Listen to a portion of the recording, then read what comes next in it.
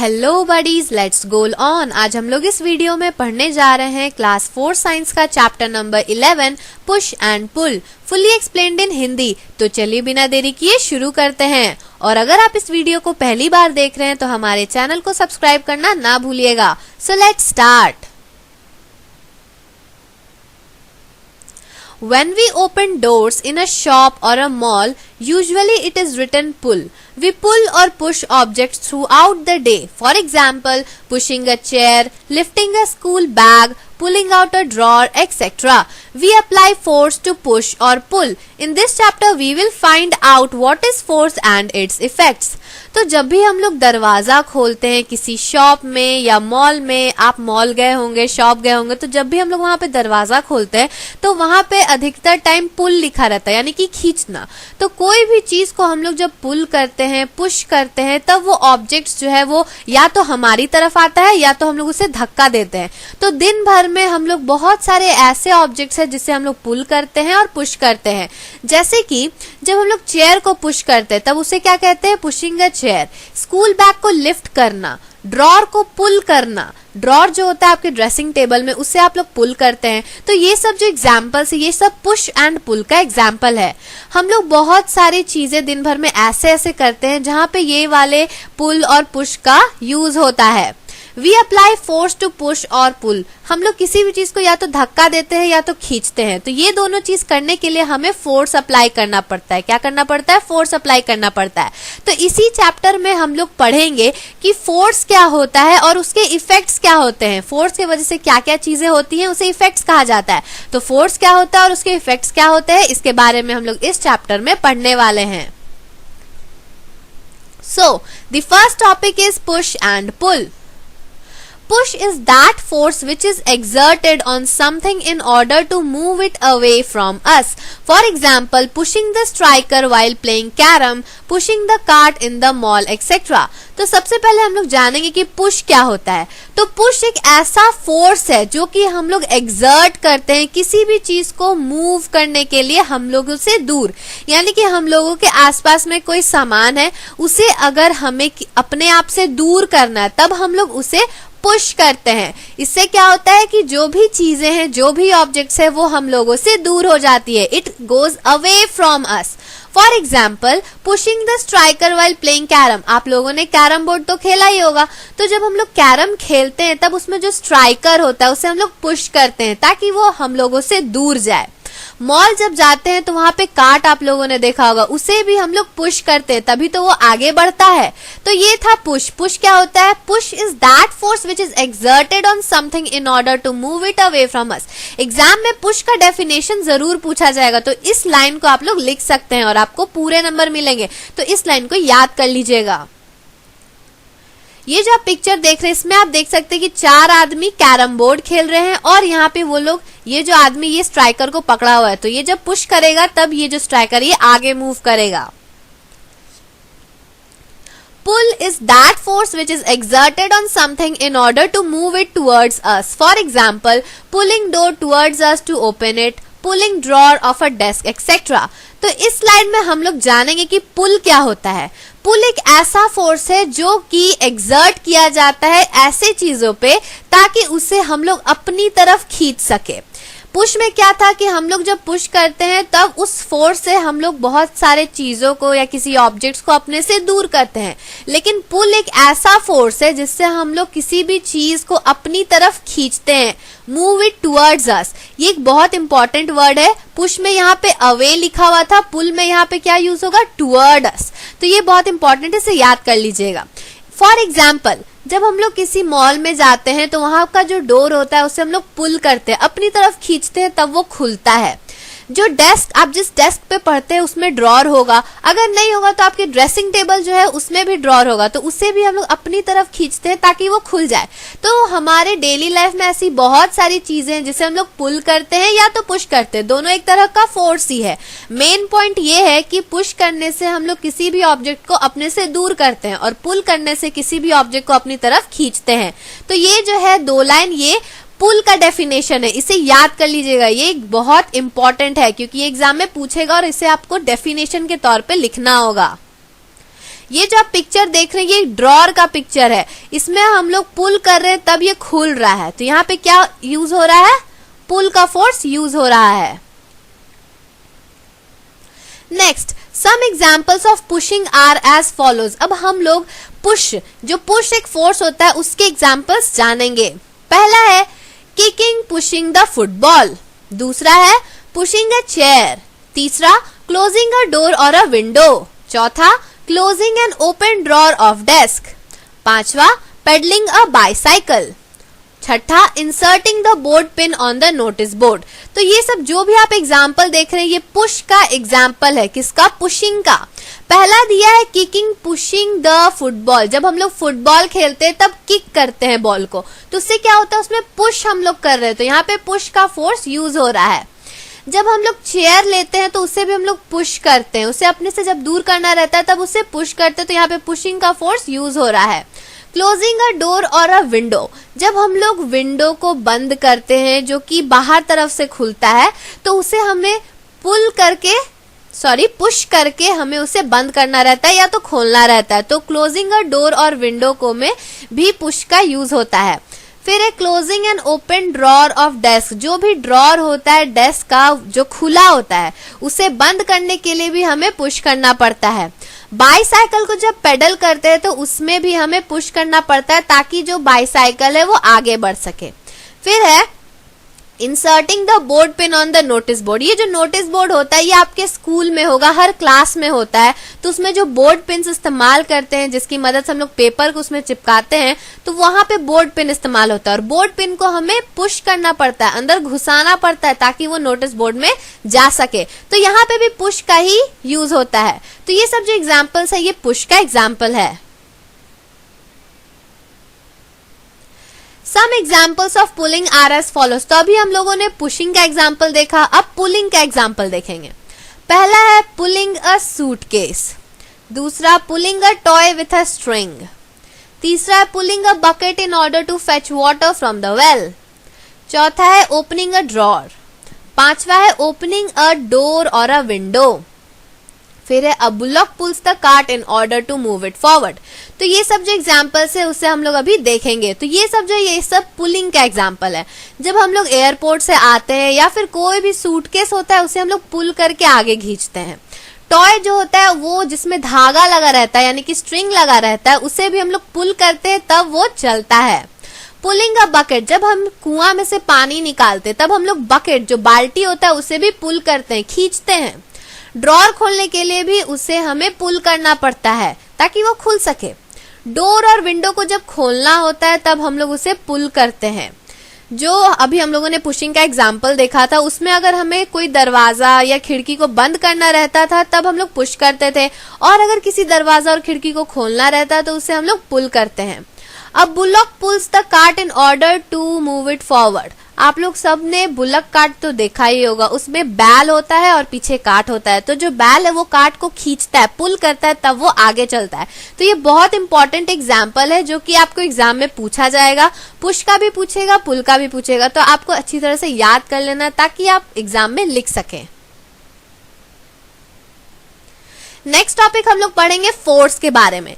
We know that force is push or pull applied on an object. Force is used for the number of things in our life. Some of them are.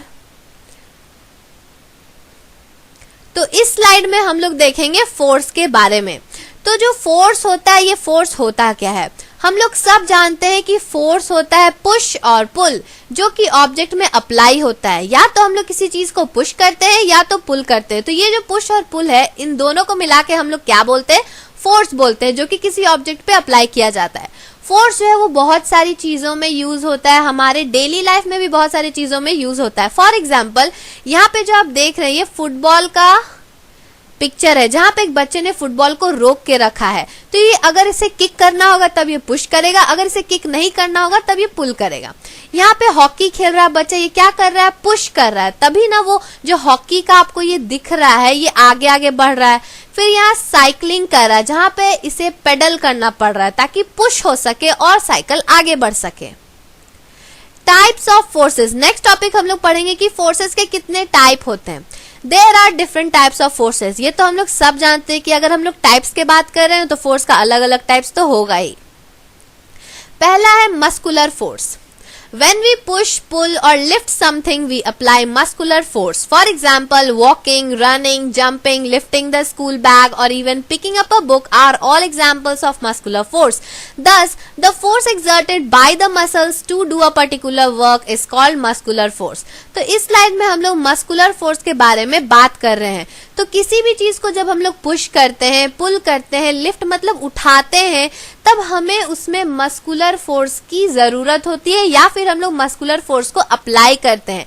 For example, जब हम लोग चलते हैं, दौड़ते हैं, कूदते हैं, किसी चीज को उठाते हैं जैसे कि स्कूल बैग या फिर बुक को जब उठाते हैं, तब इन सभी चीजों में हमें मस्कुलर फोर्स की जरूरत होती है। दस, जो फोर्स हमारे मसल्स द्वारा दिया जाता है या फिर एक्सर्ट किया जाता है ताकि किसी पर्टिकुलर वर्क को कर सके, उसे मस्कुलर फोर्स कहा जाता है। तो ये जो यहाँ से लिखा हुआ है 10 से लेके 4 तक, ये क्या है? ये डेफिनेशन है, इसे याद कर लीजिएगा। What is a muscular force? The force exerted by the muscles to do a particular work is called muscular force. ये एग्जाम में जरूर आएगा, इसे याद कर लीजिएगा। नेक्स्ट हम लोग पढ़ेंगे दूसरा फोर्स, दूसरा type, magnetic force. A magnet has the capacity to attract certain metals towards itself. The force exerted by a magnet that pulls or attracts materials like iron, nickel and cobalt towards itself is called magnetic force. Magnetic force works between two magnets as well. Then they attract or repel each other. तो आप लोग सब ने magnet तो देखा होगा, क्योंकि magnet से हम लोग बचपन में खेलते हैं, आपने भी खेला होगा। तो मैग्नेट में एक ऐसा कैपेसिटी होता है या फिर कहीं कि ऐसा पावर होता है जिसकी मदद से वो किसी भी मेटल्स को अपनी तरफ अट्रैक्ट करता है, यानी कि खींचता है।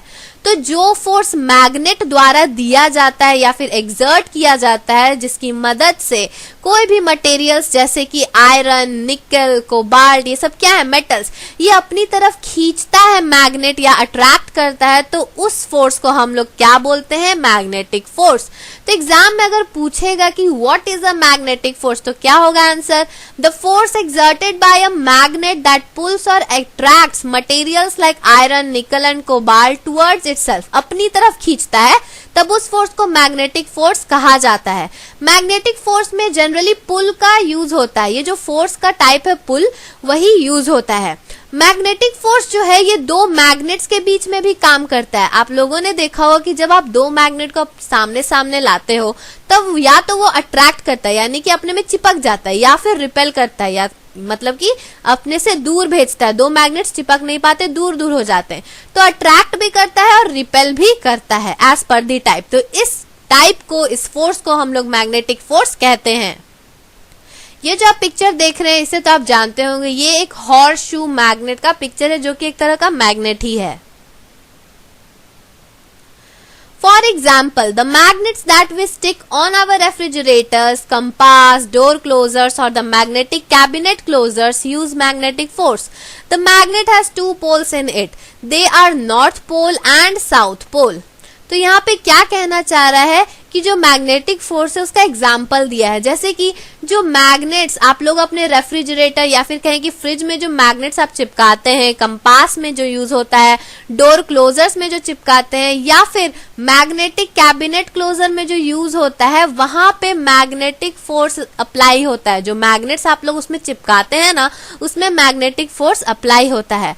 मैग्नेट के दो पोल्स होते हैं, north pole and south pole. North को हम लोग एन से डिनोट करते हैं और साउथ को एस से। तो यहाँ पे एक और बात जान लीजिए कि ये जो मैग्नेट होता है ना, इसके जो दो पोल्स होते हैं, नॉर्थ और साउथ पोल, ये आप लोग हायर क्लास में भी पढ़ोगे, लेकिन यहाँ पे मैं बता देती हूँ। ये जो एक बार मैग्नेट है, एक साइड नॉर्थ पोल होता है और एक साइड साउथ पोल होता है। तो नॉर्थ और साउथ पोल अलग अलग एंड्स पे प्रेजेंट होते हैं। तो यहाँ से आप जान सकते हैं कि मैग्नेट के दो पोल्स होते हैं, इसको बोलते हैं नॉर्थ पोल और इसको बोलते हैं साउथ पोल। ठीक है। नेक्स्ट टाइप हम लोग पढ़ेंगे gravitational force. You must have seen astronauts floating in the space. They are able to float because there is no gravitational force pulling them down.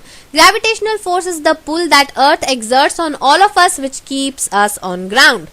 तो अब ये ग्रेविटेशनल फोर्स होता क्या है? आप लोगों ने इंटरनेट पे, यूट्यूब में या फिर टीवी में देखा होगा कि जो एस्ट्रोनॉट्स होते हैं, जो कि स्पेस में जाते हैं, वो लोग फ्लोट करते हैं। क्यों? क्योंकि वहां पे कोई भी ग्रेविटेशनल फोर्स नहीं होता है जिनकी मदद से वो लोग नीचे आ सके। अर्थ में क्या है? ग्रेविटी है, ग्रेविटेशनल फोर्स है, जिसकी मदद से हम लोग जमीन पे रहते हैं। फॉर एग्जाम्पल, अगर आप किसी बॉल को ऊपर फेंकते हैं, वो नीचे ही आता है, ऊपर तो उड़ते नहीं रहता, वो नीचे आता ही है। तो ये जो फोर्स है जो कि किसी भी चीज को नीचे की तरफ खींचता है, पुल करता है, उस फोर्स को ग्रेविटेशनल फोर्स कहा जाता है। तो यहाँ पे क्या दिया है? Gravitational force is the pull that earth exerts. Earth, हम लोग अर्थ पे रहते हैं, तो जमीन पे जो है वो ग्रेविटेशनल फोर्स प्रेजेंट होता है, जिसकी वजह से जो भी चीज आप ऊपर फेंकते हो वो नीचे आ जाता है। लेकिन स्पेस में ग्रेविटेशनल फोर्स नहीं होता, इसलिए जो एस्ट्रोनॉट्स होते हैं वो लोग जमीन पे नहीं आते, वो सब उड़ते रहते हैं, फ्लोट करते रहते हैं।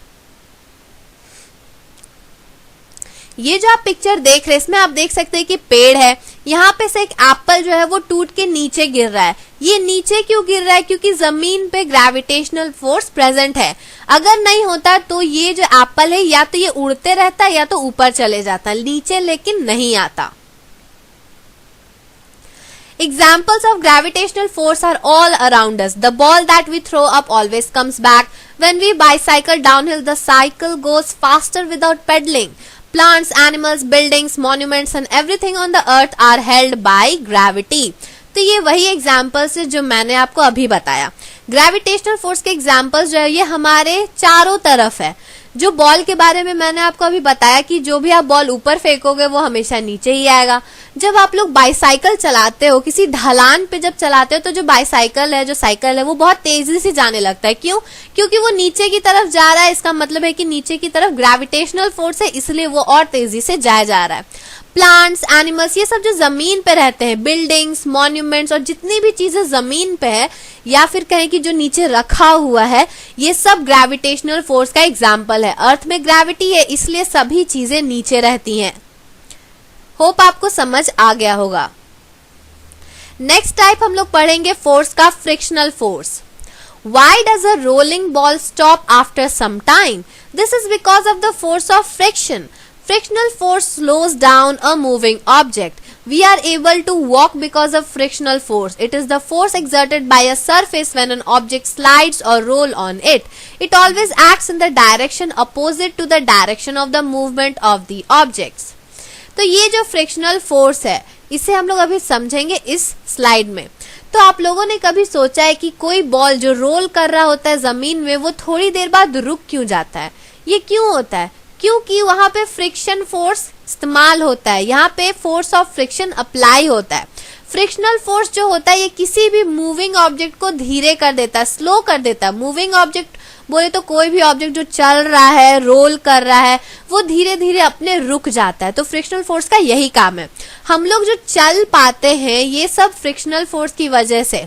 ये जो फ्रिक्शनल फोर्स होता है ना, ये सरफेस से एक्सर्ट होता है, जो सरफेस द्वारा अप्लाई होता है, जिसमें कोई भी ऑब्जेक्ट अगर स्लाइड कर रहा है, रोल कर रहा है, तब ये रोक देता है उस चीज को। उस फोर्स की मदद से ये किसी भी चीज को रोक देता है। इट ऑलवेज एक्ट्स, एक बहुत इंपॉर्टेंट लाइन है, इसे आप लोग अपने कॉपी में भी लिख लीजिएगा कि जो फ्रिक्शनल फोर्स है वो किसी भी ऑब्जेक्ट के मूवमेंट के ऑपोजिट काम करता है। अगर ये बॉल है, ठीक, अगर ये नीचे की तरफ जा रहा है तो फ्रिक्शनल फोर्स इसका उल्टा काम करेगा, इसका डायरेक्शन उल्टा होगा। तो ये जो फोर्स है ये फ्रिक्शनल फोर्स है और ये ऑब्जेक्ट का डायरेक्शन है। तो ये किसी भी ऑब्जेक्ट के डायरेक्शन का जो ऑपोजिट डायरेक्शन होता है उसमें फ्रिक्शनल फोर्स काम करता है। तो ये था पूरा एक्सप्लेनेशन इस चैप्टर का। और अगर आपको इसी तरह और भी चैप्टर्स के एक्सप्लेनेशन चाहिए तो प्लीज हमारे चैनल को सब्सक्राइब कर लीजिएगा और बेल आइकन दबाना मत भूलिएगा। और अगर आपको किसी टॉपिक का एक्सप्लेनेशन चाहिए तो हमें कमेंट करके जरूर बताइएगा। So if you want the explanation of the next chapter, please subscribe our channel and press the bell icon. So thanks for watching and if you like this video don't forget to like, subscribe and share। अगर आपको ये video अच्छा लगा हो तो इस video को like जरूर करिएगा और इस चैनल को सब्सक्राइब करना ना भूलिएगा। अपने दोस्तों के साथ जरूर शेयर करिएगा। So thank you, subscribe please, bye bye।